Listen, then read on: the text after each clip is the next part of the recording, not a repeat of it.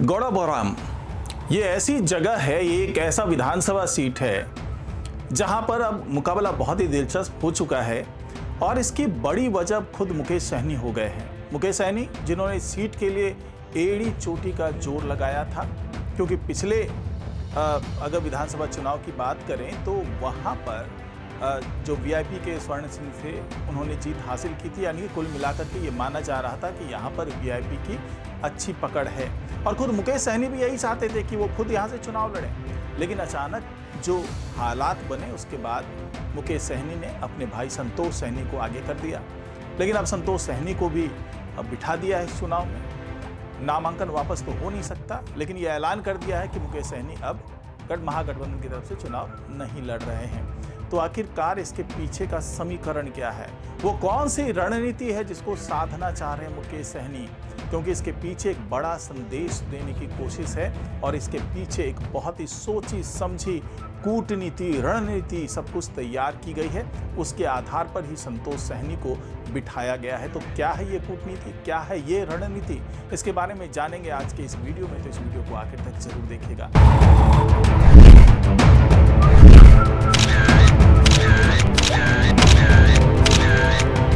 नमस्कार, मैं हूं डॉक्टर सुरजीत सिंह और आप देख रहे हैं YBN बिहार झारखंड। अगर आपने अभी तक इस चैनल को सब्सक्राइब नहीं किया तो सब्सक्राइब कर लीजिए और अगर आपको ये वीडियो अच्छा लगे इसको लाइक कीजिए, शेयर कीजिए और कमेंट जरूर कीजिए। तो गौड़ा बौराम का जो इलाका है, इसके जातीय समीकरण को अगर आप समझेंगे तो आपको समझ में आएगी बात कि मुकेश सहनी ने ये कदम क्यों उठाया। लेकिन मुकेश सहनी के इस कदम से जो वो चाह रहे हैं, जो महागठबंधन चाह रहा है, उससे उलट भी हो सकता है। अब वो तो राजनीति के मंजे हुए खिलाड़ी हैं और हो सकता है कि उन्होंने बहुत सोच समझकर ये कदम उठाया हो, लेकिन जो राजनीतिक गलियारे में चर्चा हो रही है वो कोई और चर्चा हो रही है।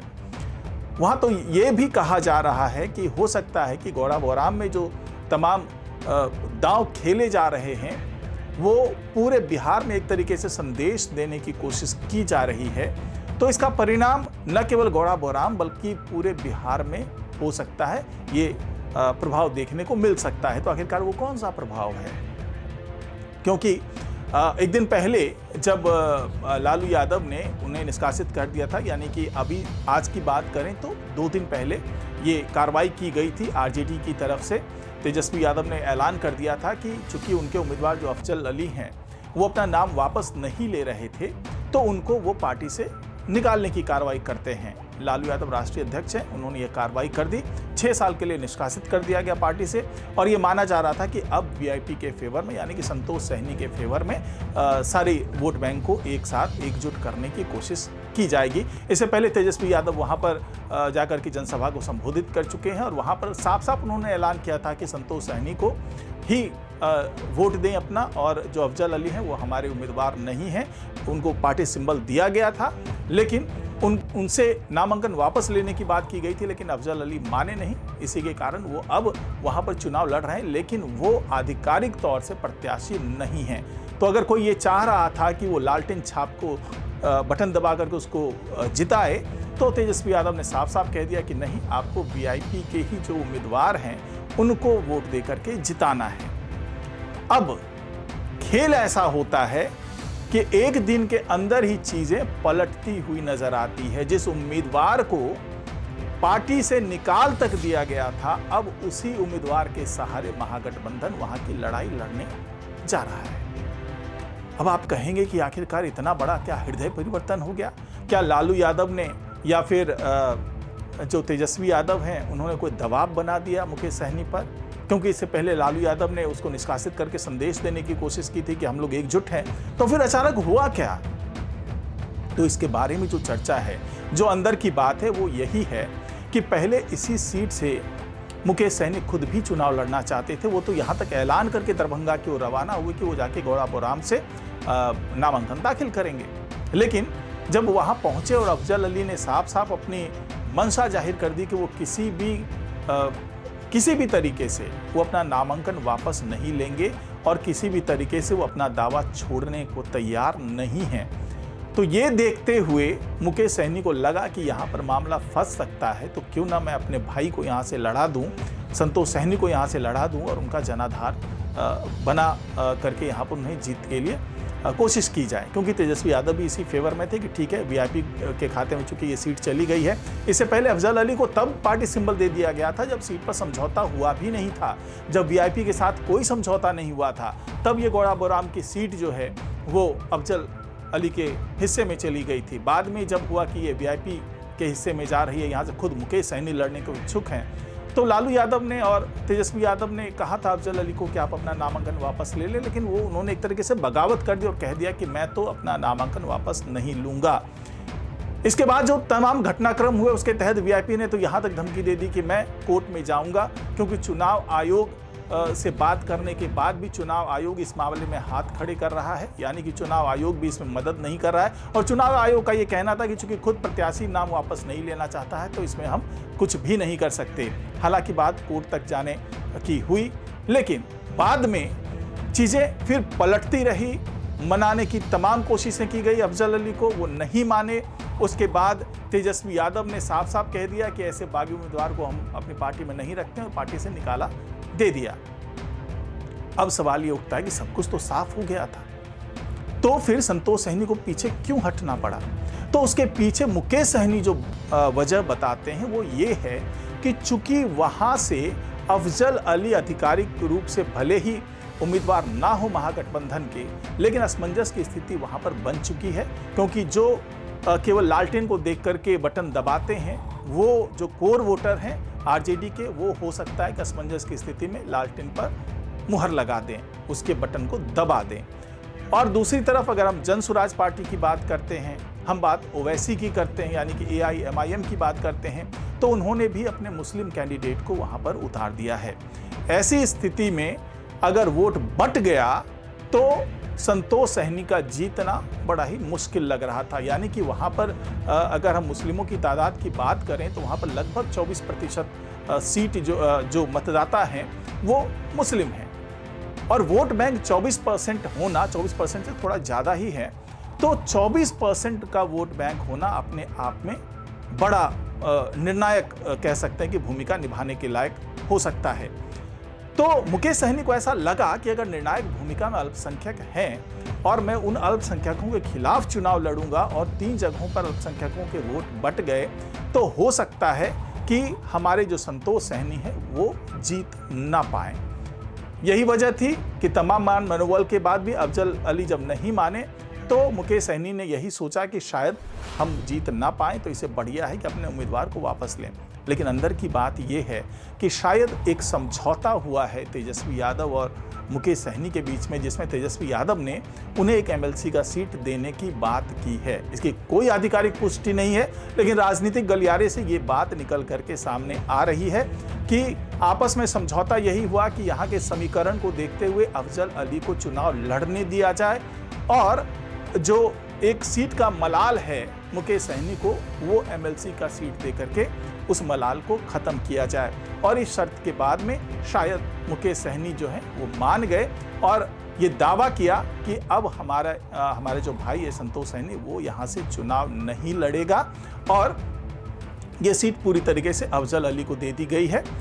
तो सवाल ये उठता है कि जब तक वहाँ पर प्रचार होता रहा तब तक यही दावा किया गया कि अफजल अली को वोट ना दें, संतोष सहनी को वोट दें। तमाम चुनावी सभाओं में यही बात की गई और अचानक जिस तरीके से नाम वापस लिया गया है उससे अब असमंजस की स्थिति बढ़ती हुई नजर आ रही है और ये माना जा रहा है कि हो सकता है कि इस आपाधापी के बीच में, इस असमंजस के बीच में वहां से NDA का उम्मीदवार चुनाव जीत जाए। क्योंकि ये जो गौड़ा बोराम की जो सीट है उस पर JDU का भी अच्छा खासा दबदबा रहा है, क्योंकि यहाँ पर अनुसूचित जाति की बात करें तो वो भी 17.41% यहाँ पर अनुसूचित जाति हैं, और अगर हम यादव वोट बैंक की बात करें तो यहाँ पे 9.4 के आसपास यहाँ पर यादव वोट है। तो ऐसी स्थिति में ये माना जा रहा है कि अगर मुसलमानों का वोट बैंक 3 धड़ों में बट गया, अगर अफजल अली और जनसुराज और ओवैसी की पार्टी के बीच में जो 24% है वो बट गया, अगर हम इक्वल भी मान ले, यानी कि लगभग 8% तीनों धड़े में चला गया और अनुसूचित जाति का वोट बैंक जो है वो किसी एक धड़े के पास रहा।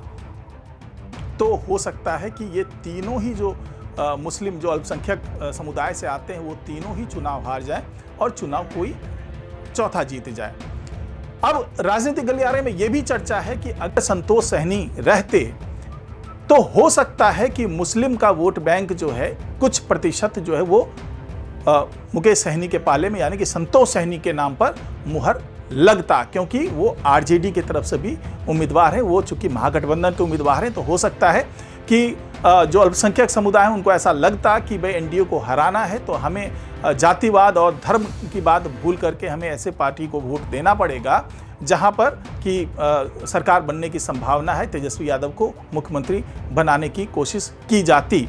तो हो सकता है कि जो मुस्लिम समुदाय का कुछ वोट बैंक है वो उनके फेवर में जाता और जो संतोष सहनी है और जो कि वीआईपी का दबदबा रहा है वहां पर, तो उनके फेवर में जो अनुसूचित जाति वाला वोट है, जो दलित वाला वोट है, जो पिछड़े तबके का वोट है, जो निषाद वोट बैंक है, जो मल्लाह वाला वोट बैंक है, वो सारा एकजुट होकर के संतोष सहनी को पड़ जाता और इससे उनकी जीत सुनिश्चित हो सकती थी।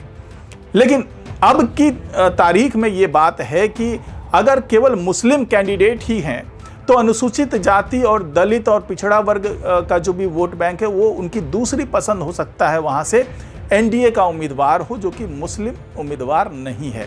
तो ऐसे में हो सकता है कि एनडीए के जो उम्मीदवार हैं उसको वोट ठीक ठाक मिल जाए और तीनों अल्पसंख्यकों के ऊपर में उस उम्मीदवार को जो है बेहतर वोट मिले और इससे एनडीए का उम्मीदवार वहां से जीत जाए। लेकिन अब जो असमंजस की स्थिति है उसके कारण एक बेनिफिट और मुकेश सहनी को मिल सकता है कि असमंजस की स्थिति के कारण हो सकता है कि जो दलित समुदाय है, जो पिछड़ा तबका है, उसका एक बड़ा वोट बैंक संतोष सहनी के पास भी जाए और उस तबके का बंटवारा हो जाए संतोष सहनी और एनडीए के उम्मीदवार के बीच में। तो अब एनडीए ये जी जान से कोशिश करेगा कि भाई गांव-गांव तक, घर-घर तक ये संदेश पहुंचाया जाए कि संतोष सहनी अब पीछे हट गए हैं, अब उनकी जगह पर आपको एनडीए के उम्मीदवार को वोट देना है। अगर आप पहले संतोष सहनी को देना चाह रहे थे तो अब आपको एनडीए के उम्मीदवार को वोट देना चाहिए, क्योंकि बीजेपी में भी जो निषाद समुदाय के नेता है वो तमाम नेता इसे अब निषाद समुदाय के आत्मसम्मान से जोड़ करके पूरा मामला बता रहे हैं। यानी कि उनका कहना है कि मुकेश सहनी ने जिस तरीके से संतोष सहनी को पीछे किया है उससे उन्हें चोट पहुंची है, धक्का लगा है, पूरे निषाद समुदाय को इससे धक्का पहुंचा है। इसलिए मुकेश सहनी केवल अपनी बात करते हैं, अपनी चिंता करते हैं, उन्हें समुदाय की कोई चिंता नहीं है। इस तरह का नैरेटिव बनाने की कोशिश की जा रही है। लेकिन अब देखना यही है कि क्या, और एक जो दूसरा भी नैरेटिव सेट किया गया था वो ये था, जब अफजल अली को बाहर निकाला गया था पार्टी से तो ये कहा जा रहा था कि चूंकि शुरू से ही मल्लाह के ऊपर बहुत मेहरबान हैं, मल्लाह के बेटे के ऊपर बहुत मेहरबान है तेजस्वी यादव, इसीलिए जब उन्हें मल्लाह के बेटे और मोहम्मद के बेटे के बीच में किसी को चुनना पड़ा तो उन्होंने मल्लाह के बेटे का साथ दिया। यानी कि जो मुस्लिम कैंडिडेट थे उनको उन्होंने पार्टी से निकाल दिया, जबकि सिंबल भी उन्होंने ही दिया था। और वहाँ पर वो खुद भी जो है अफजल अली को ये मनाने में लगे हुए थे कि आप बैठ जाइए, आप अपना नामांकन वापस ले लीजिए, क्योंकि यहाँ से संतोष सहनी चुनाव लड़ रहे हैं। तो एक ये नैरेटिव भी सेट करने की कोशिश की गई थी कि तेजस्वी यादव मुस्लिम विरोधी रवैया रखते हैं, यही वजह है। और इससे पहले जैसे ओवैसी ने भी कहा था कि भाई केवल मल्लाह का बेटा ही क्यों उप मुख्यमंत्री बनेगा, मोहम्मद का बेटा भी बन सकता है, वो मुख्यमंत्री भी बन सकता है।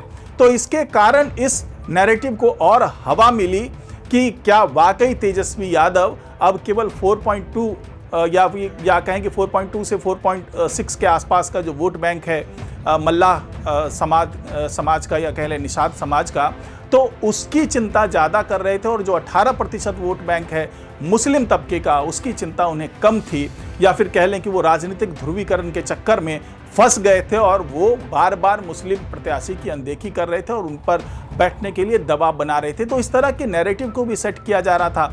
तो इससे भी एक संदेश ये जा रहा था कि क्या इस नैरेटिव के कारण पूरे बिहार की सीट पर नुकसान हो सकता है, क्या इस नैरेटिव के कारण जो मुस्लिम तबका है वो ओवैसी की पार्टी या फिर जनसुराज पार्टी की तरफ मूव कर सकती हैं। और कुल मिलाकर के ये पूरा नुकसान पूरे बिहार में यानी पूरे राज्य स्तर पर होता हुआ दिख रहा था। महागठबंधन को शायद यही वजह थी कि ये फैसला लिया गया, जबकि अफजल अली को निकाल दिया गया था। इसके बावजूद रातों रात ये फैसला बदला गया और रातों रात संतोष सहनी को बैठाने की बात हो गई। समझौता क्या हुआ, अंदर खाने क्या बात हुई, उसके बारे में भी मैंने बताया। हालांकि इसकी कोई आधिकारिक पुष्टि नहीं है कि ऐसा ही हुआ है, लेकिन राजनीतिक गलियारे में इस तरह की चर्चाएं हो रही है। तो आज की रिपोर्ट में फिलहाल इतना ही। नमस्कार।